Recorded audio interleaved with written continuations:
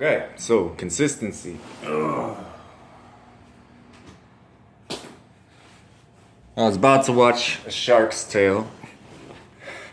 The spirit's funny. Can you imagine someone ruling the world? Like, how much decision making is involved in that? There's a lot of decision making involved in that. And spirit's like, Your Majesty, you are needed to address something. So I was looking at something and figuring out the best way to handle things. Because the best way to handle things is always to you want to make sure it doesn't happen again, and then you want to understand that it's going to have an impact on people. So you want to make sure there's comfort while it's happening. It's a lot of work, but it's possible. And what it does is it kind of it restores peace. So that's kind of the point of all of this. And the number 11 symbolizes two ones. All right, so you got two ones, right? Togetherness, harmony, peace, love, happiness, joy, marriage is what it symbolizes, basically. Togetherness is mostly what it symbolizes, but you have basically man, female, 11. And people have to understand one thing that I think about constantly is people's feelings, and it's my compassionate side.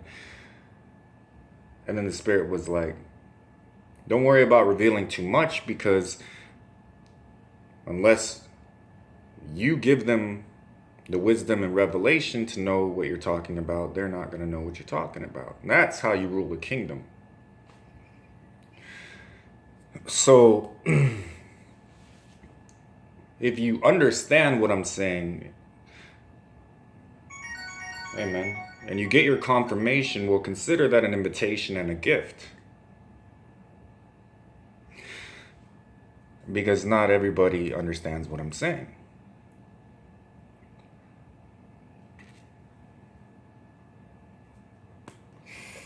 It's designed this way to make you feel special, like you're the guest of honor,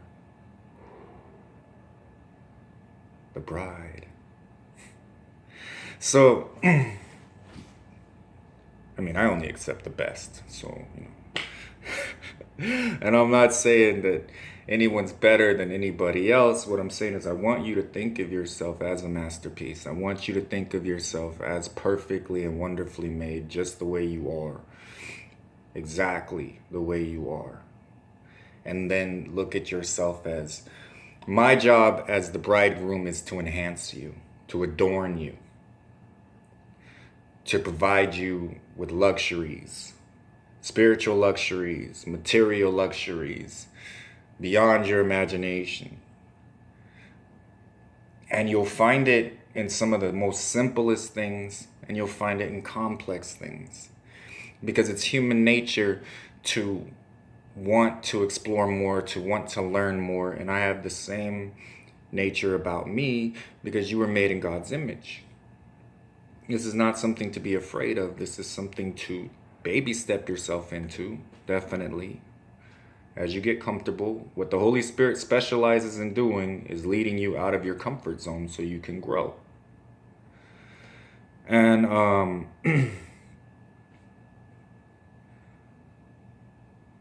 the more and more I put myself out there, the more and more it's natural for the mind to worry.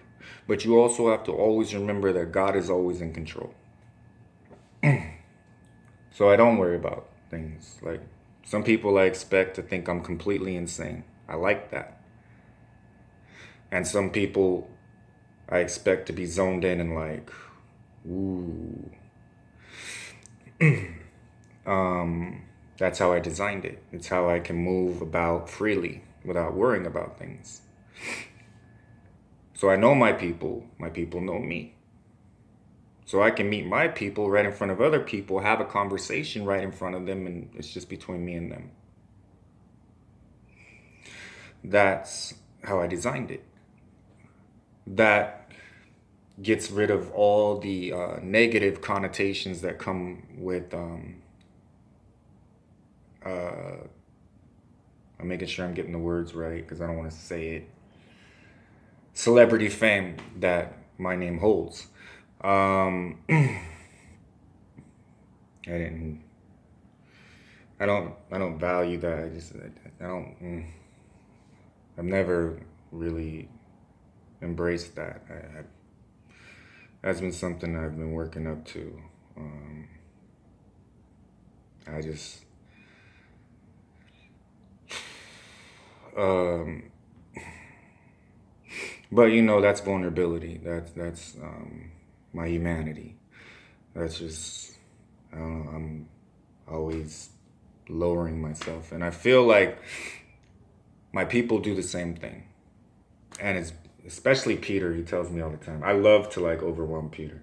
It's one of my favorite things, and he's always like, "Stop it! Stop it! Stop it!"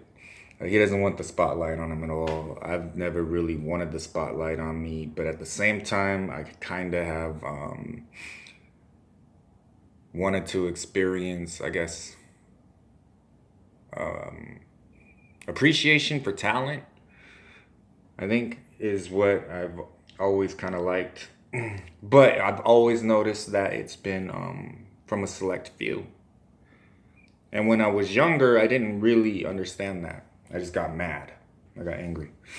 And I was like, why are you listening to this? And why are you valuing this when it's right here in front of you? And I'd be like, But I think we've all done that. And I'm just being real. But as I've grown in wisdom, I realized that's what made the music I was making special. And I look back at it now and I'm just like, wow.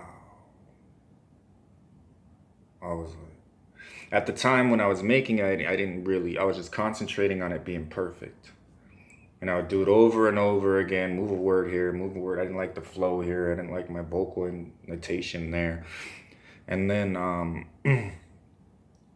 years later, I look back at it and I'm just like, and it wasn't really appreciated too much. I mean, I had, people that were like dedicated. They were just like, I want to hear anything you drop. And they would listen to it over and over again and over again. And then I'd have people that had no interest in hearing it at all. And in that community, it was called underground hip hop. And then I felt like it wasn't, because you had the golden age of underground hip hop, and then you had a new type of underground hip hop, and I felt like the new type of underground hip hop didn't quite measure up to the golden age that I was a part of. So I just kind of just left it all alone. I was like, and I went to pursue a live band, and then it was like a whole nother level. I was just like, you can make music from the ground up, and you have relationships with your band, and the notes and all of this. And I started learning music theory from a guitarist that was college educated, as well as he started out as a jazz guitarist, so he was taught instantly, how to improvise. So he definitely had some chops. And then my best friend at the time, he heard me and this co-writer that I had that I didn't realize I was writing through to kind of teach me how to write songs. And the biggest thing about that, when you're including people in your band, which I'm going to use to, I'll speak plainly, illustrate, discipleship and people in your life, is that if you're trying to get a certain place, all four of you have to be on the same page. And I mean, you're talking about, okay, well, we got jobs. We got, at the time, two had a wife. I was single. And the lifestyle that comes with being a front man in the band is most of the time after the performance, I always had to just go off by myself. and I would sit there. And at the time, I was drinking rum and coke, so I'd just sit there with like a rum and coke because you don't want to be too intoxicated to where you can't gel and stay with the band, and you don't, want to lose control of what you're doing. So afterwards, I would celebrate, and I would just sit by myself. And half of me was like waiting for somebody to see if somebody would come up to me and say, "Hey, that was." And a lot of people, they would tell me all kinds of things, and it's always good to get that affirmation. But most of the time, I just kind of was like going over it in my head, the performance and all that, and kind of critiquing it. And I'm like that with life. I'm just like that. And your people have to be on the same page as you. They have to be comfortable with going where you're going. I'm going somewhere, not leaving the earth, not going to sleep, not dying or anything like that, but I'm going somewhere, and I'm taking people with me. And I'm not setting up a compound or anything like that. And I'm not splitting up families or anything like that. That's already been done. That came with the Holy Spirit. And it didn't necessarily mean they left each other's house. It just means they had no connection. One was a believer, one was not. That's a hard situation to be in. I've been in it. So learning from that, I was already like right away, never again.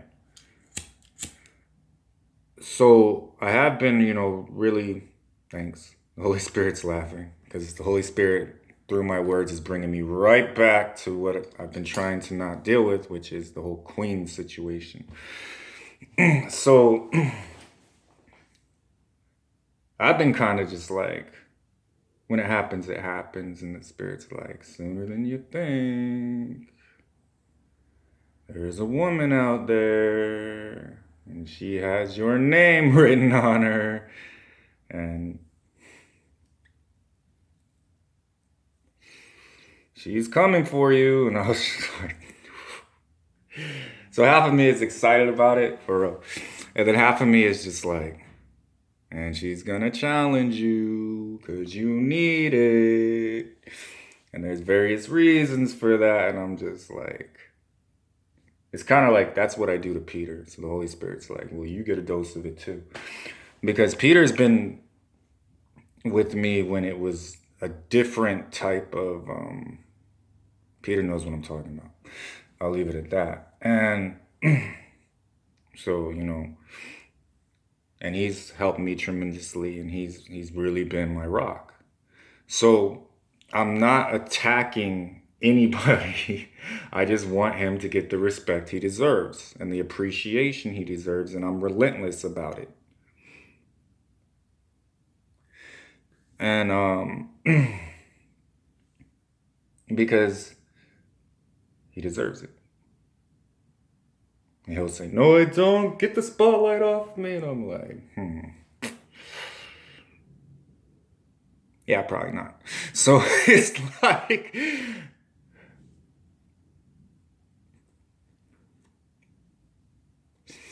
what can I say except you're welcome? And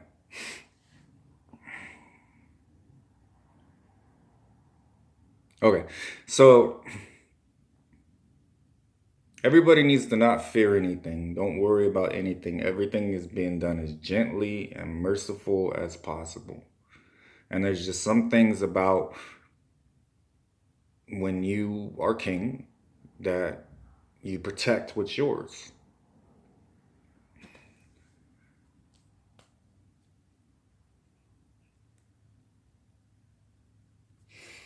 So Peter belongs to me, and I belong to him. And this is a father-son relationship, and that's why I really, really value him, love him, and want him to be appreciated. Amen. And she belongs to me, and I belong to her, and I protect what's mine, and I always come back for what's mine.